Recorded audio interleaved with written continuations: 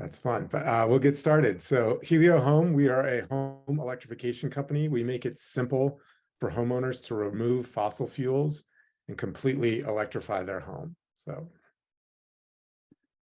let's get started. So we are rapidly moving to an all-electric world. I think everyone agrees that it's inevitable that cars will eventually be all electric, and it is inevitable that eventually our homes will eventually be all electric.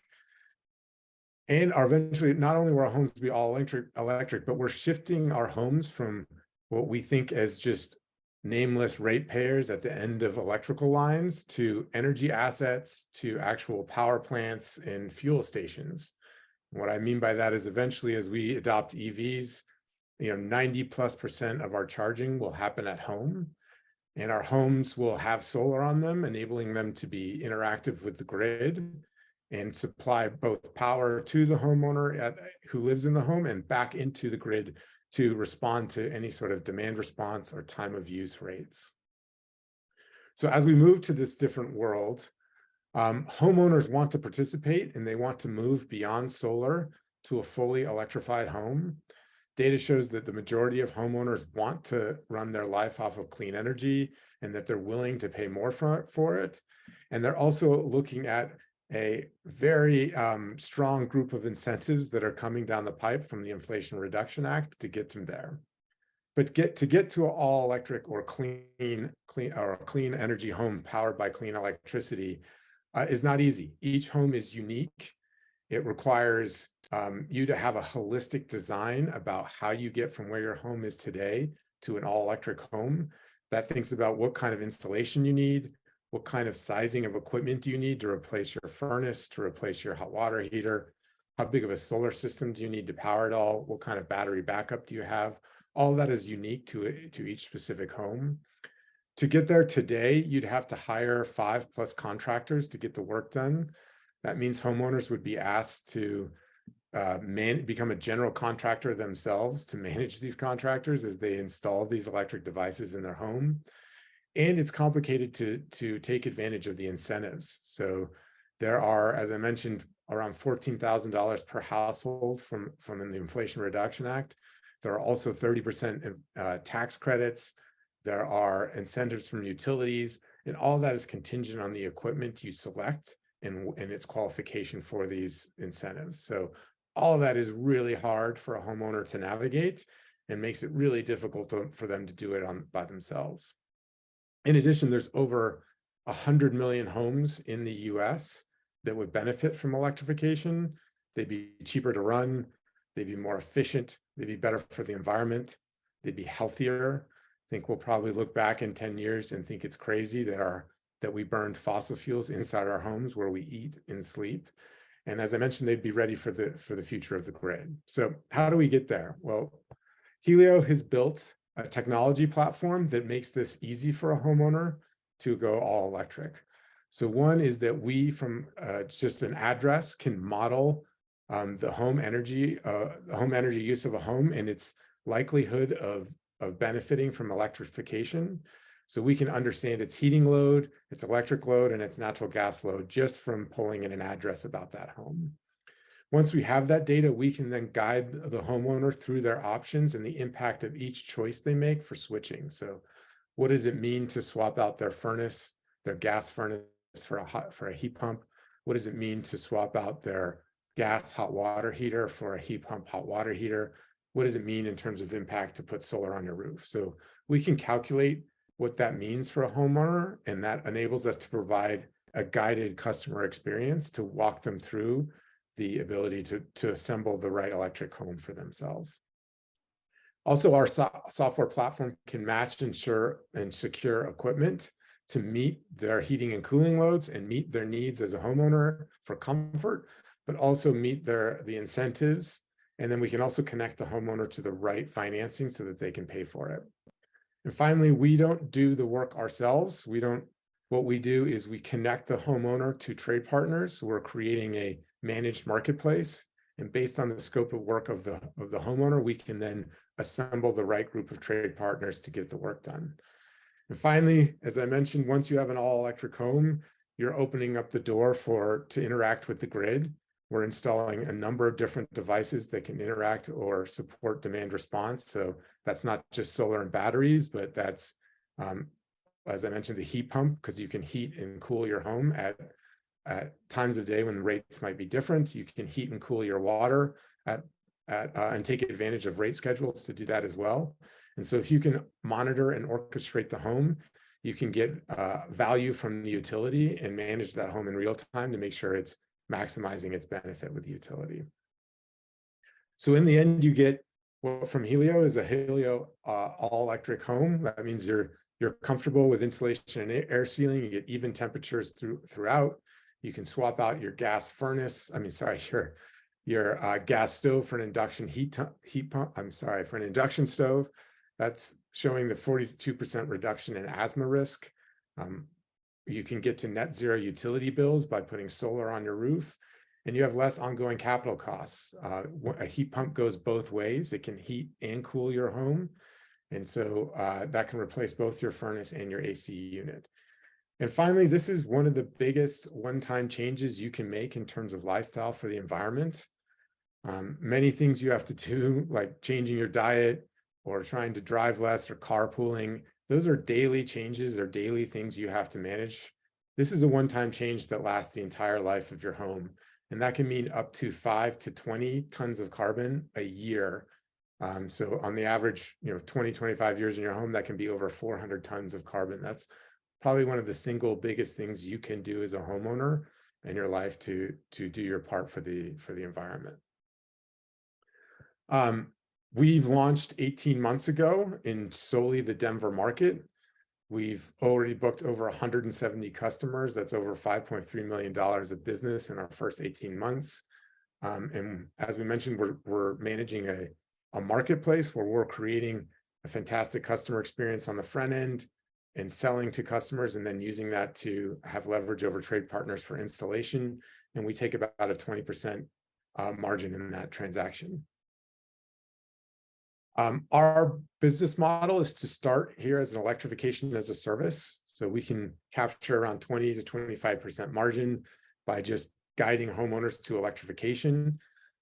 We want to then move into more of a managed marketplace where we are using just technology to connect the right scope of work and the right homeowners to the right trade partners for installation. We then want to move to a zero down model. So instead of a homeowner paying us $30,000+ to electrify, that we could offer them to pay zero down and then pay us monthly over the next 25 years. And that opens up the door for them to compare us to a utility. So they could, instead of paying $200 to their utility a month, they could pay us $200 a month. They could become an all electric home, have the benefits of that, and then also be getting the benefits of demand response. And once we do that, and once we have thousands of homes that we are monitoring and orchestrating, then we, as I mentioned, become a new modern utility where we can orchestrate the power of those thousands of homes and interact with the utility to get that benefit. Right now, our beachhead market is Colorado. We've been really fortunate that we've had all our business, 170 plus customers, has come from inbound demand. So that's referrals and just word of mouth. We're also looking to expand our market through partnerships. So there's a lot of funds from the cities and municipalities and from the state for electrification. It's part of state mandated renewable energy goals and also utility renewable energy goals. So under our relationships, we've developed EOC, which is Energy Outreach Colorado, has a $3 million grant to electrify 100 low to medium income homes over 3 years. We are partnering with them to electrify those homes. But that also opens up the door for future partnerships with other entities and other nonprofits, including energy providers and utilities who are looking to meet those mandates. We're also using our technology platform to partner with smart home companies and solar companies like Sense and Sunrun, so that we can connect with them at the point of sale to sell electrification and sell that experience while they're selling their products. And finally, we haven't dabbled into this yet, but developed the digital channels to feed the digital experience we're building for electrification. I'll just end by saying this is a huge market. As I mentioned, there's 100 million households about $40,000 a household to fully electrify. That's about a $4 trillion market. About 8 million homes replace an appliance each year. So that alone is just a $320 billion market. If we were to electrify all these homes, that would be 300 million metric tons of carbon each year. So over 30% of the nation's emissions can come from just electrifying homes. And finally, there's a tremendous policy tailwinds. We are in the city of Denver. There's almost $11,000 of rebates from Denver. There's the IRA tax credits that are already live, which is about $2,000. There's already a 30% solar investment tax credit, which averages around $7,000. And then the IRA upfront discounts are coming at the end of the year around $14,000. So we're seeing incentives around $30,000 to electrify. So that's going to seriously provide major tailwinds to the market and open it up for future electrifications and future companies like ours. So that's it. I know I went through that quick, but happy to open it up for questions. Amazing. Yeah, we'll have questions towards the end of the presentation. And up next is Modern Electron, a sustainable heat and hydrogen company building next generation technology to decarbonize natural gas. All right. Good afternoon, everybody. I'm going to let you know in advance that Richard put in his notes that I have an hour and 10 minutes of talk time. So I'm going to go really slowly. Just kidding. Quick background here. We got a team of 50 people. We've been around for about seven years. 3 weeks ago, we closed our Series B2, which brings our total raise to a little over 100 million. And our round funded the Monday after SVB was taken over by FDIC. So I think the quality of the proposition, just as indicated as what's going on in the financial markets, is a pretty good sign. We've got a lot of strategics involved, and Bill Gates is our lead investor. He owns about half the company. We, on the front end, our clients are all natural gas utilities. They're in the energy space.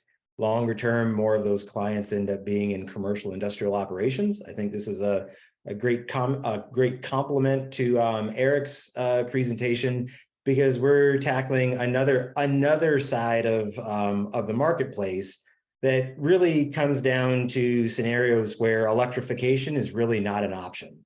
And we say electrification is not an option because if you actually look at our country's energy mix, while everybody gets excited about renewables, the amount of renewables we use in total relative to all the other energy that we use is really, really, really small. And the questions around electrification really map to, electrification is not decarbonization. It can be, and it should be, but nationally, it's about 20% of the total amount of electricity we generate comes from renewables.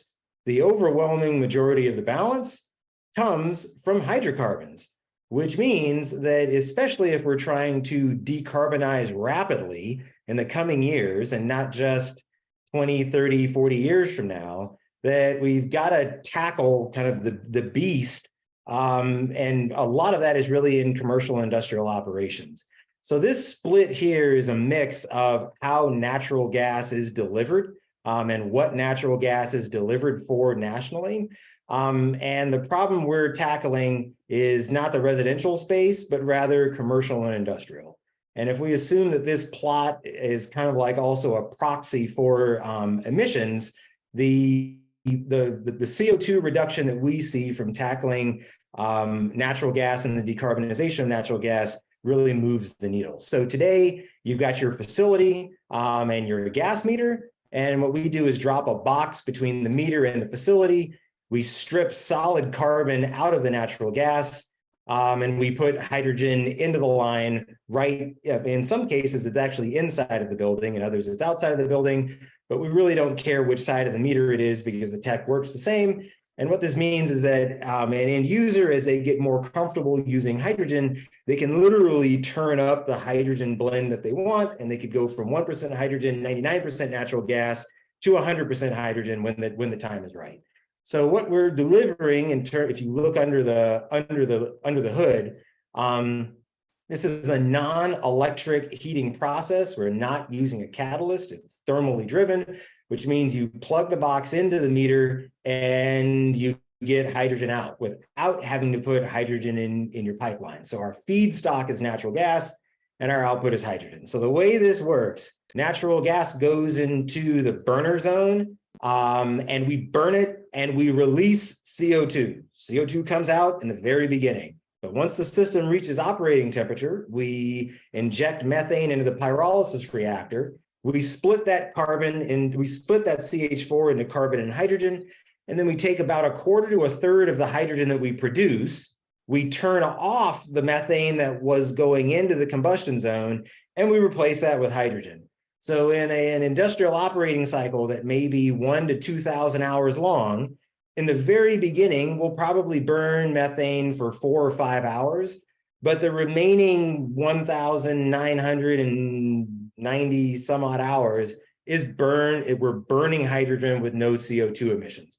And the way this works, like, I don't know how many former chemists are in the room, but generally, if you think of a natural gas molecule, the potential energy of a natural gas molecule is 100%. About 35% of that is in carbon. So we're looking at the 65% of the energy of this molecule that's actually in the form of hydrogen. And all of our efficiency work is around effectively converting hydrogen to heat, and then using that heat as effectively as possible to generate more hydrogen.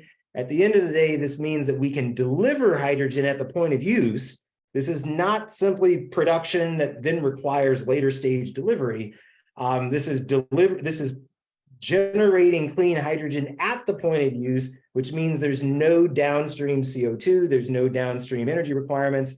And that gets us to the point where we can both economically and in terms of CO2 footprint deliver a product that is way more effective than green hydrogen in the near term. And in the long term, we think helps pave the way to creating a greener hydrogen, a hydrogen marketplace. So summaries here for kind of the first markets that we're going after. Today, you've got a utility, and the custody transfer of the natural gas that's going from the utility to the end user happens at the meter. So everything here on the right is on the end user side. Everything left is on the fuel delivery side. That natural gas goes into a boiler. It's converted to steam. It goes into the factory. What we're doing here on the front end is we're doing gas decarbonization for the utility. The customer may have a hydrogen compatible boiler on site. We see this pretty often in Japan, and the end user gets heat and steam with no CO2.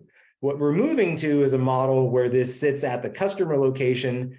The process flow, the tech is exactly the same, but kind of moving in the value chain. But what this grows into over time is a fully integrated hydrogen boiler that plugs into a natural gas connection, which means that a factory at the end of the day can get to decarbonization without having to change their business.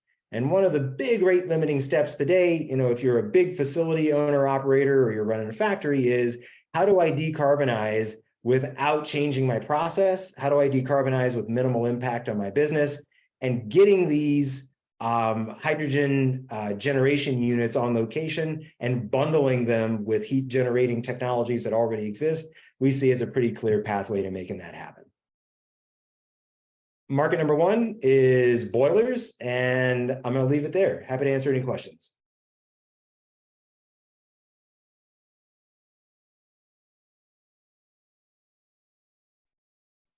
Thank you very much. We're going to open it up to questions now. And yeah, so feel free to ask. Hi, I have a question for modern electron. I'm just wondering what happens to the carbon after you remove it. Absolutely. So I can actually, I have a few other slides I can share here, but generally speaking, we have already started first deliveries of carbon into asphalt applications. So we see cement and asphalt as being big opportunity space. There's already a pretty large body of work about carbon enhancing the strength of cement. Yeah, we see it going into bulk construction materials. Thank you.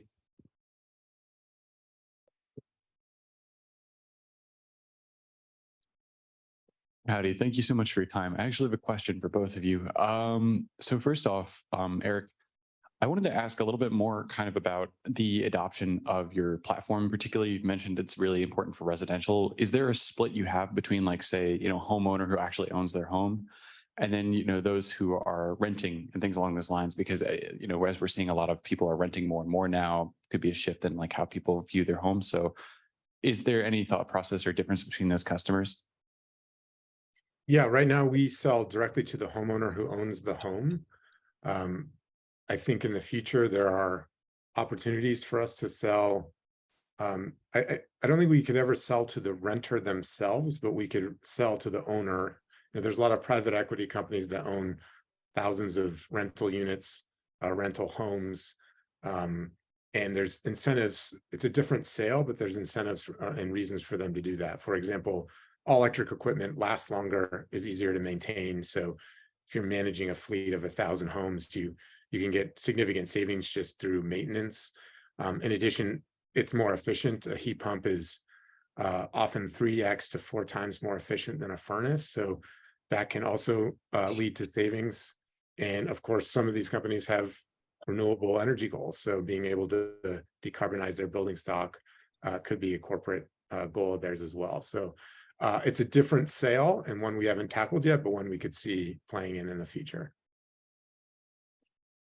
Actually, thank you. Just the other question for Modern Electron is focused around kind of the different sorts of ways that you're trying to like break in. Like, what companies have you seen the most success with, like talking with right now, and where do you see your areas of growth and like kind of shifting industrial processes? Hypothesis going into all this was that the pull was going to come from the industrial operation side. But what we're finding is that there is greater political pressure at the utility scale to reduce their downstream scope 3 emissions. A lot of these guys also have budget to help their clients through decarbonization. So yeah, the early mover stuff has been 80% on the gas utility side. And what was the second part of your question? Sorry. I think it was really just understanding kind of who those people are, what's their adoption, and then what do you see as like the hurdles going forward to be able to succeed? Because a lot of these processes do sometimes require gas or something like that. So just kind of your thought process on that for the future. No, I mean, that's actually the beauty of integrating at the furnace and at the boiler, is that you're really kind of taking the challenge off of the deck of the commercial industrial operators. I mean, a lot of these guys need heat. Like, they don't want to be in the natural gas business. They don't want to be in the hydrogen business. They don't want to be in the boiler operation business. They need heat and steam to run their process. So, I mean, there are certainly unique scenarios where the chemistry implications are material, but a lot of them just need heat. So if we can make that transition easier, then we think that adoption curve, the move into decarbonization is faster if we make it easier. Thank you so much. I appreciate it. Yeah, I have the same usual question for both of you guys. Who are you hiring? And is that perhaps people like those in the audience? Yeah, right now we are hiring engineers right now, developers. That's currently our only open recs, but things change fast. We're growing fast. So, I think we'll probably be looking for marketing talent going forward, looking for product management talent going forward, looking for sales talent going forward. So that stuff can come online at any moment as we continue to grow and evaluate our needs. So I think we have 4 different engineer and technical roles that are currently posted. And I have reviewed 246 resumes for communication and PR manager in the last 3 weeks. And of those 240 some odd, I've interviewed 2 and declined both. Hint, hint. I hope you find the right one soon. Yeah, this question is for both. What are your prices for your products? And also, how are you different from your competitors? Do you want to repeat the question or? No, I was just maybe gonna let him go first, but I'll just go. Oh, go ahead. You can I don't start. care who goes first. Yeah, so so the first prototypes that we first prototypes were booked at what's between $700,000 to $800,000 each, and the full size units, about the size of a shipping container, are probably going to come in at $15 to $20 million a piece. I mean, what's really interesting in our utility customer categories is that all of our first customers, our conservative models would be each of those customers probably ends up worth about $1 billion a year in revenue. So these are big ticket items, and for really super high value client profiles. And it sounds like those numbers might sound extreme, but if you're a utility serving a major metropolitan area and you're going to be run out of business if you don't decarbonize, there's a reason why they're willing to pay this kind of money. Ours is slightly less expensive. Depending on the scope of what you're trying to do for your home, it can be anywhere from $5,000 for replacing your hot water heater to up to $70,000 if you're adding solar and switching out your furnace. So it just depends on what you're doing, but it can be that big of a range depending on the scope and the size of your home. I would add there that I think if you actually look at budgets as a percentage of an annual spend, our numbers probably aren't too far off of one another. That could be true. This is a question for Modern Electron. I was wondering, what is the process of the hydrogen conversion? You mentioned that box. Where does is it a heat-based process? And if it's heat-based, where does the heat come from? Yeah, so it sounds like I didn't do a good job of explaining it.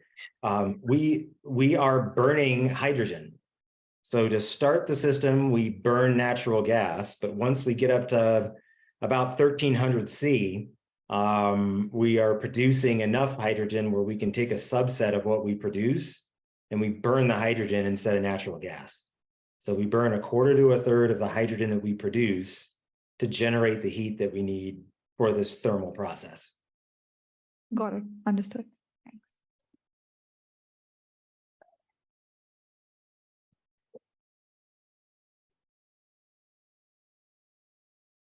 Yeah, maybe Hi, one so- question. How did both of you guys decide that this is what you want to work on?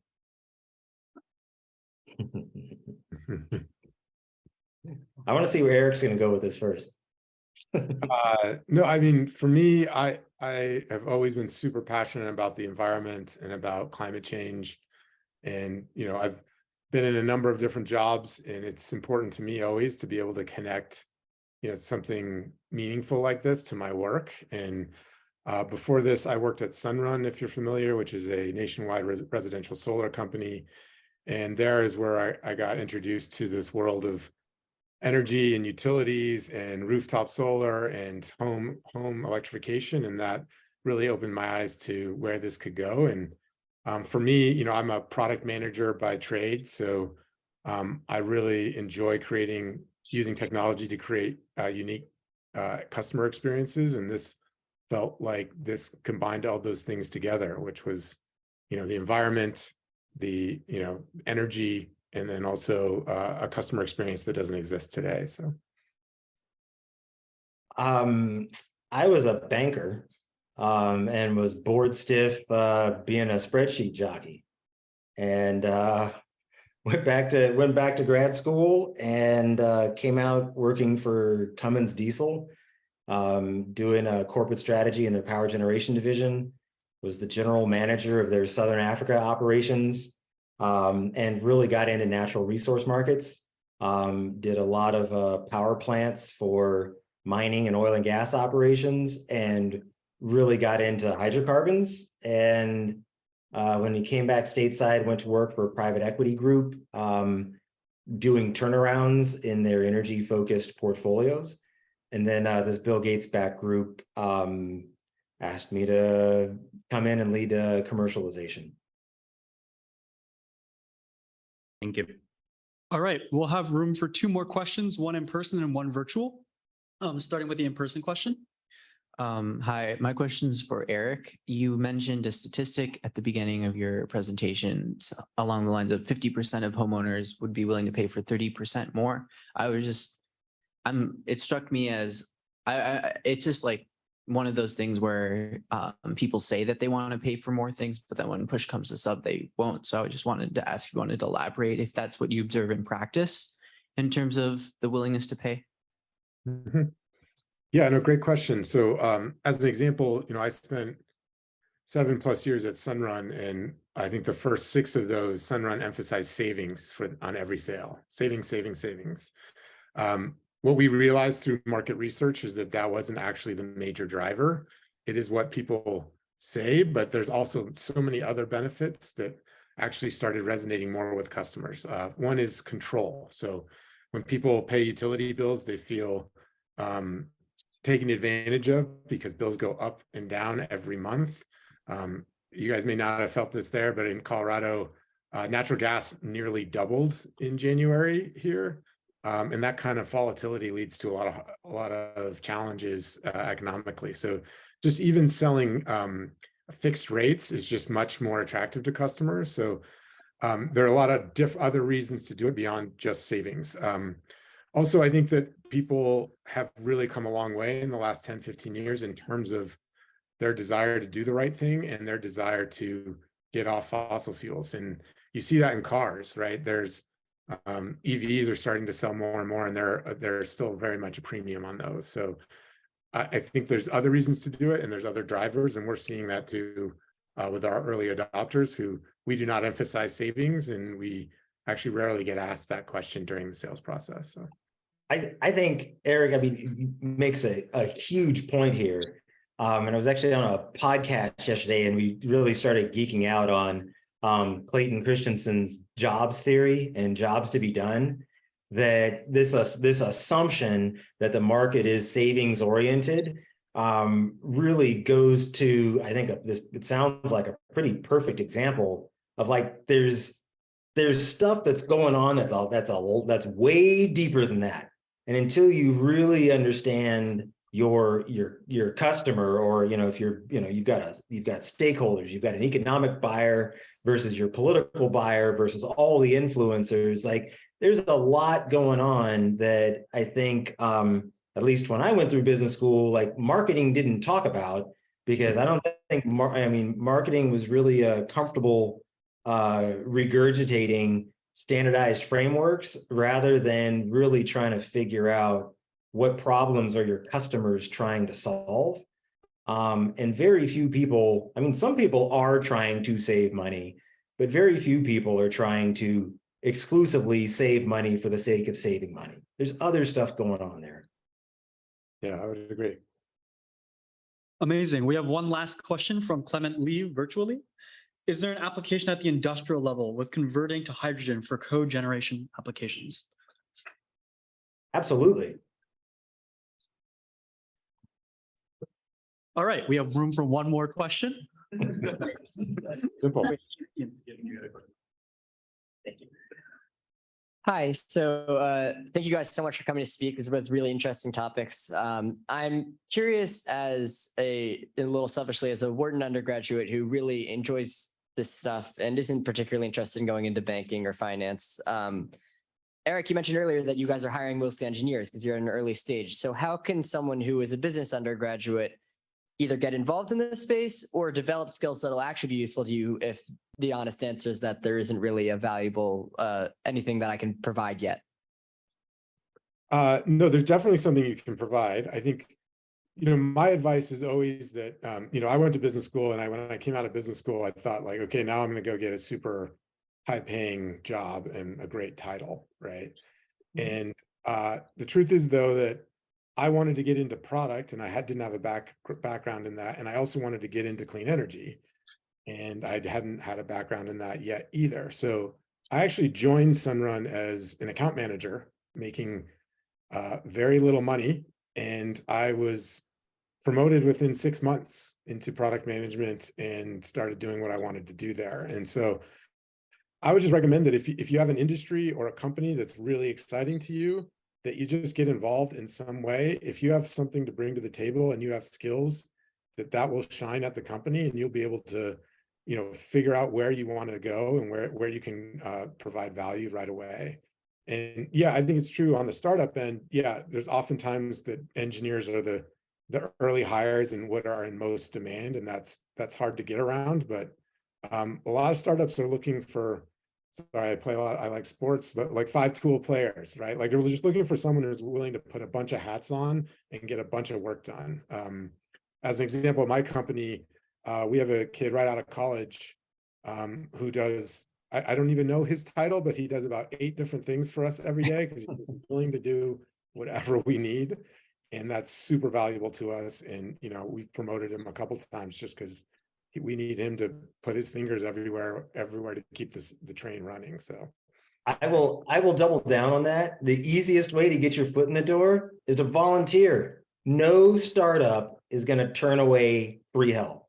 And that's a great sign of your willingness to lean in.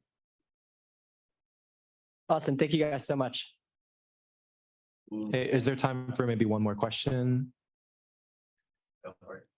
Okay, all right. First off, yeah, thank you guys so much for your time. My question is directed to Modern Electron. So could you talk about sort of the economics? I know that like one key goal is to bring down the cost of hydrogen to $1 per kilogram by the end of 2030. Where are you guys on that trajectory? And can you talk about sort of the challenges to getting somewhere along those lines? Thanks. Yeah, great. That's a great question. What's missing in that $1 per kilogram number that everybody throws around is compression after production, transportation after production, and on-site storage. And if you look at the life cycle across that hydrogen value chain, all the models we run would suggest that the CO2 footprint after production and the cost after production is greater over the course of the life cycle than what's incurred during production. So what we're trying to do is reorient or kind of get the DOE in particular to start talking about like a life cycle cost or a life cycle CO2 footprint so that we can better account for the value that we're bringing to the table. At the end of the day, I think where the market probably ends up is, call it $2.50 to $3 per kg delivered is really at the end of the day, what the end user is going to end up paying, even when you get to green hydrogen at $1 per kg. We can already beat that today. Amazing. Thank you so much for taking the time to come here. And everyone, please give a round of applause to our last panel.